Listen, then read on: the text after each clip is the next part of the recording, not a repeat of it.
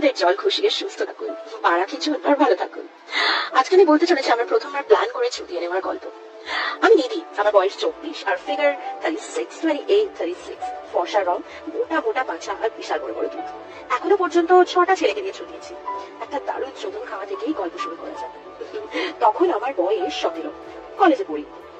ছোটবেলা থেকে আমার দুধগুলো অন্য মেয়েদের থেকে বেশ বড়, তাই সবাই আমাকে খুব হিংসে করতো। আর ছেলেরা সুযোগ পেলে গায়ে হাত দিয়ে দিত আর লুকি চোখ দিয়ে আমার শরীরটা চাটতো। এসব আমি খুব উপভোগ করতাম, কিন্তু চোদাচুদি করার সুযোগ পেতাম না। নিজের ঘরে ল্যাংটো হয়ে আয়নায় নিজেকে দেখে দুধ দিতাম, পাছায় চাটি মারতাম আর মুখে আঙুল ঢুকাতাম। একদিন হঠাৎই একটা সুবর্ণ সুযোগ এসে গেল। ইন্ডিয়ান সেক্স স্টোরিজ শোনাতে indiansex.com সেই জন্য আমার কলেজে একটা ছেলে ছিল শুভম, দারুণ দেখতে। ওর চোখ দেখে বুঝতাম আমার যৌবন ভরার টপকা শরীরের দিকে ওর ভীষণ লোভ আছে। আমার বাবা বাইরে থাকেন আর মা চাকরি করেন, তাই বাড়িতে আমি একা। একদিন কলেজ যাইনি, শুভমকে ফোন করে সকালে বললাম আজ ক্লাসে আসবো না শোনা, আমার কাছ থেকে লাইব্রেরির বইটা নিয়ে যাবি কলেজ যাওয়ার আগে, আজই লাস্ট দিন জমা দেবার, নইলে অনেকগুলো টাকা ফাইন হয়ে যাবে। শুভম বললো আচ্ছা। শুভমের বাড়ি খুব একটা দূরে নয়, সকাল 10:30 নাগাদও এলো আর এসে বসে পড়লো আমার বাড়িতে।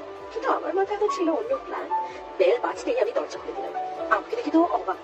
আমি পরেছিলাম একটা পাতলা কালো নাইটি, ভেতরে ব্রা প্যান্টি, কি শুনে করিনি। আবার ফর্সা ফর্সা দুটো দেখে যে কারোর খারাপ হয়ে যেতে পারে, এই কথা তো আগেই বলেছি। আবার ফর্সা ফর্সা দুটো সেই নাইটির ভেতর দিয়েও কি ঝুঁকি মারছে, বরং খুব ভালোই বোঝা যাচ্ছে। আমি হেসে বললাম ভেতরে আয়। শুভম সোফায় বসে এদিক ওদিক তাকাচ্ছে। আমি বললাম কেউ নেই বলে আমার রুমে গিয়ে বইটা নিয়ে ওর হাতে দিয়ে বললাম প্লিজ এটা জমা দিয়ে দিস। ও ঘাড় নাড়লো, কিন্তু ওর দৃষ্টি তখন আমার দুঃখে উঠবে। আমি হেসে সোফায় ওর মুখে গিয়ে বসলাম আর ইচ্ছে করে নাইটিটা হাঁটুর উপরে খুব কায়দা করে সেক্সিলি তুলে দিলাম।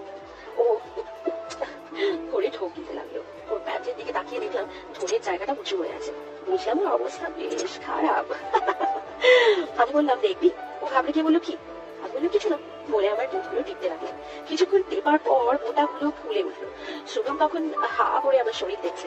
আমি হঠাৎ নাইটিটা তুলে দুটো পা ফাঁক করে দিলাম সামনে। আমার দুধটা তখন পুরো খোলা আর দুধ দিয়ে রস হচ্ছে। গুদের বাল আগেই কামিয়ে রেখেছিলাম। ডান হাতের একটা আঙুল গুদে ঢুকিয়ে ফিঙ্গারি করতে লাগলাম আর মাঝে মাঝে আঙুলটা বার করে চুষতে লাগলাম। শুভম তখন উল্টো দিকে বসে ছটফট ছটফট করছে আর নিজের পাড়াটা প্যান্টের ওপর দিয়ে চেপে ধরেছে। আমি আর থাকতে না পেরে বললাম শালা বোকাচোদা চুপতে পারিস না, দমই নাকি? এইটা শুনে উঠে দাঁড়ালো, যেন অপেক্ষাই করছিল আর এগিয়ে এসে ছাপিয়ে পড়লো আমার উপর। বললো খানটি মাগি তোকে আমি রেপ করবো, রেপ। আমি আনন্দে খিলখিল করে হেসে উঠলাম আর ওর হাতটা টেনে দিলাম বাদিকে দুধটার উপরে। পাগলের মতো ও আবার দুধ টিপতে লাগলো। ও টি শার্টটা টেনে খুলে দিয়ে প্যান্টের চেনে হাত বাড়ালাম। সঙ্গে সঙ্গে দাঁড়িয়ে নিজেই প্যান্টের জাঙ্গিয়া দুটোই খুলে ফেললো আর আমার সামনে লাফিয়ে উঠলো 7 ইঞ্চি লম্বা বাড়াটা। উফ,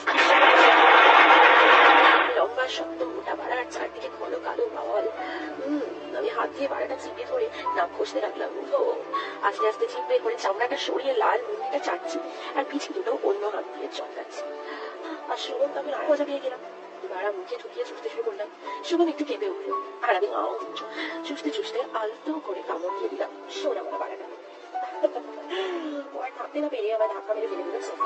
পাখিকে বললাম ছোট জায়গা আর ছোটাছুটি করা যায় নাকি বোকা ছোট বলে ওর লম্বা বাড়া ধরে টেনে তুলে দিলাম বেডরুমে। শুভম তখন পাগল হয়ে গেছে, আমাকে সঙ্গে সঙ্গে বিছানা ফেলে আর ফাঁক করে দিল। আমি বললাম চুপি পরে একটি বুকটা না ওদের রস খেয়ে আমাকে আরো বড় বললো চুলের মুঠি ধরে টেনে দিলাম নিজের বুদের উপরে আর বৌজি পার করে আমার বুদের ফুটো চাটতে লাগলো। ও সেটা কি সুখ, কি বলবো তোমাদেরকে। অডিও সেক্স স্টোরিজ এই গল্প বলতে বলতে এখনো সুখে ছটফট করছি যেমন তখন করছিলাম। আর তখন কোমর তুলে তুলে ওর মুখে থাপ্পড় ছিলাম। ভালো দেখে মোটামুটি ভালোই শিখে গেছি কি করে ছুঁয়ে আরম্ভ দিলাম। কিছুক্ষণ পরে আমি আর থাকতে না পেরে কোকিয়ে উঠলাম, বললাম শুভম ঢোকা। সঙ্গে সঙ্গে আমার মোটা বাড়াটা আমার বুদের গঠন করলাম আর মারলো রাম থাম। আবার কুমারী বলে অল্প একটু ঢুকলো ওর বাড়া। আমি যন্ত্রণায় খামচে বললাম ওর পিঠ নখ বসিয়ে দিলাম। খাবে কি বললো লাগছে ছেড়ে দেবো।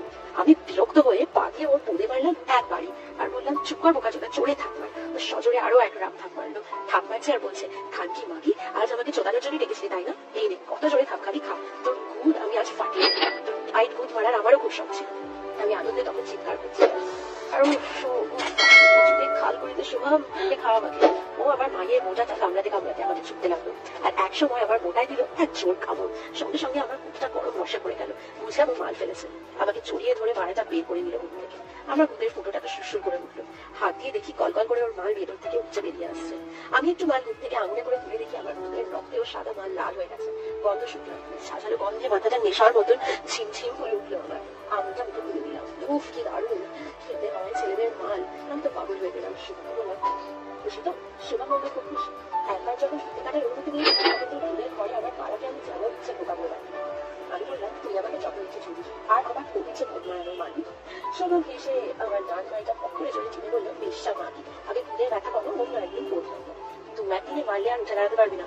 আমি এসে ওকে জড়িয়ে ধরে ওর নানানো দড়িটা ধরে খেলতে লাগলো, আর ভোট মারানোর স্বপ্ন দেখতে লাগলো। ভোট তো মারিয়েছিলাম, কি করে সে আবার এক অন্য গল্প, শোনাবো অন্য আরেকদিন। যতদিন না শোনাই ততদিন থাকো, আমার জন্য একটু ওয়েট করো তোমরা, আর জোরে জোরে পাড়া খেয়েছো। যতদিন নতুন গল্প না নিয়ে আসছি ততদিন এই গল্পটাই বারবার শুনে লাইক বাটন টিপতে থাকো, আর নিজের প্রেমিকার মাই।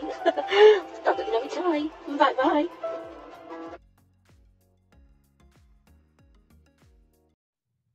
এটা হইলো এক রমলা, ওই আগেরটা লইছি 2 রমলা। এখানে এনে ফাঁকা না যাবে, একজন থাও না যাবে। এটা হলো সোফা রুম, এক রুমের লগে এডজাস্ট। এটা হলো টয়লেট। कुर्सी नया है, सभी नया, पूरा रूम पूरा सब नया। 1 2 3 साल हो रहा है इसको।